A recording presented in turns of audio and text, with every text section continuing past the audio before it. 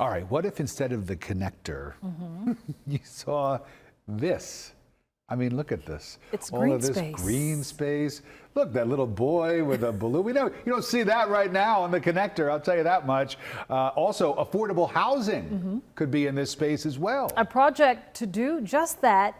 It's in the works, and today it's becoming more of a reality. Atlanta News First reporter Don Shipman live in Midtown. And Don, a huge boost in funding was announced today to get this project off the ground. Yeah, those pictures are pretty cool too, right? We're talking about $1.16 million in federal funding. It is the biggest investment thus far, and it really is more than just capping the downtown connector right here. Leaders say it'll transform the city for generations, not just by making it look better, but also helping our city to grow in a more equitable way.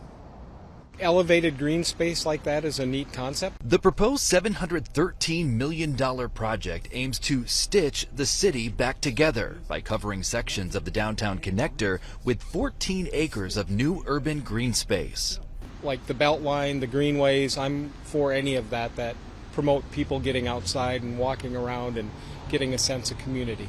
Similar to the Beltline, designers for the stitch say the quarter-mile platform spanning the downtown connector between the Civic Center MARTA Center at West Peachtree Street and Piedmont Avenue will give way to 14 million square feet of new development, much of which will focus on combating Atlanta's growing housing crisis. We believe that this is if you build the right density, you can impact the affordability question greatly, just in the things that would happen around the green space. It was racial injustice, plain and simple. The stitch will also undo some 60 years of injustice, according to Congresswoman Nikema Williams, who helped to secure $1.16 million in federal funding for the project. The downtown connector was built as a part of the 1956 Federal Highway Transportation Act, which intentionally divided some of our black communities.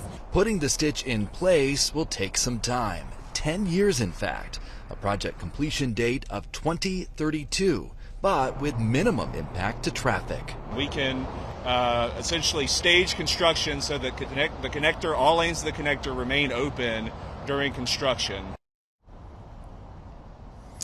So the stitch is similar to the proposed 25-acre Midtown Connector project. That's just down the way there. That would kind of connect Midtown and Georgia Tech.